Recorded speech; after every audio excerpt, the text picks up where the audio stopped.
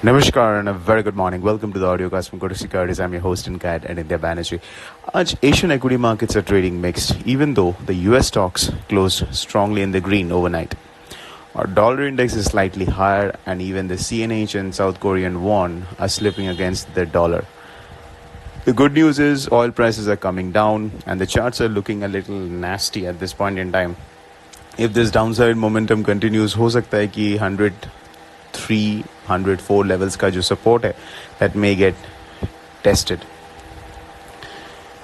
So a weak oil is good news for the rupee, but the overall environment is fragile, and that's the reason why rupee may not benefit from just a falling oil prices.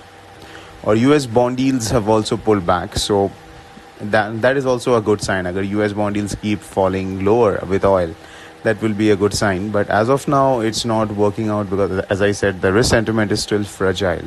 इसके लिए offshore में spot is trading slightly higher, 78, 18, 20 के आसपास spot is trading, and that is a sign that the futures may open around 78, 20 levels, 21 levels.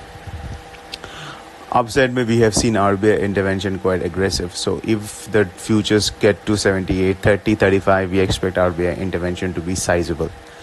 But at the same time, there is enough demand from the speculators, from the oil marketing companies, and from importers at lower levels. So इसके लिए 77, 90, 78 का जो zone है on the spot and as well as on the June futures is going to be a major support level. So 77, 90 on the down, 78, 30, 35 on the up.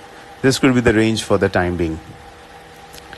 Very low forward premium, मतलब एक महीने के लिए just 19 पैसा is exceptionally low. In fact, if we look at the annualized forward yield, which is basically dividing the forward premium by the spot and annualizing it, those are trading at levels last seen end of 2011. So itna low forward premium mein two problems happen. One, exporters are not incentivized to hedge. Second is that carry traders who like to be short on the USDINR and roll it over on the expiry, that creates, these two things create, exporter and carry traders create a natural supply in the derivatives market. Those two things will reduce significantly because of this low forward premium.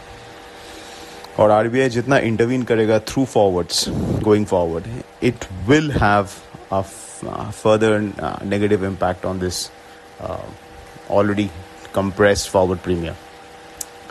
So therefore, अगर कोई global risk of situation emerge होता है, fresh kind of triggers, then the RBI will be up against a very strong force, which will try to drive USDINR higher. And RBI will be the only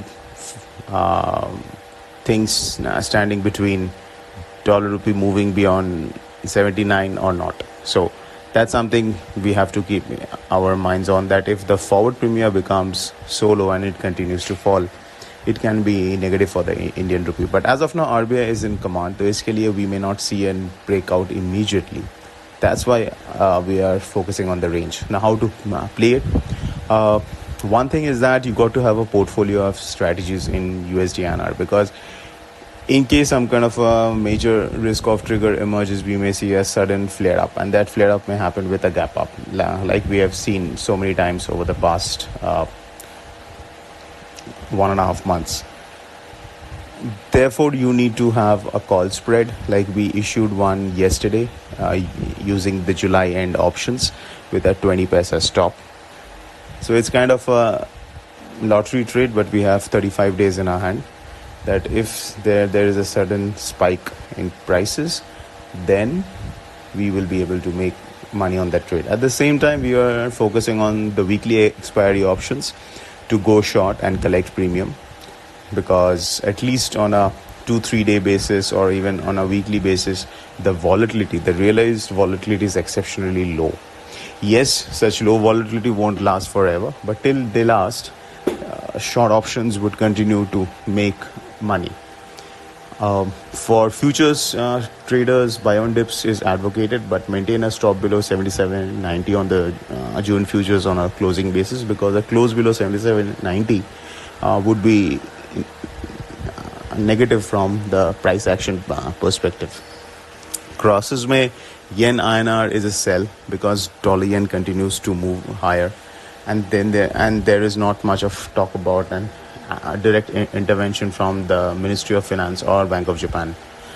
Therefore, upward move in the dollar yen and a flat USDINR would mean that yen INR can fall. So yen INR remains a currency where you can focus, where there is a lot of downside momentum.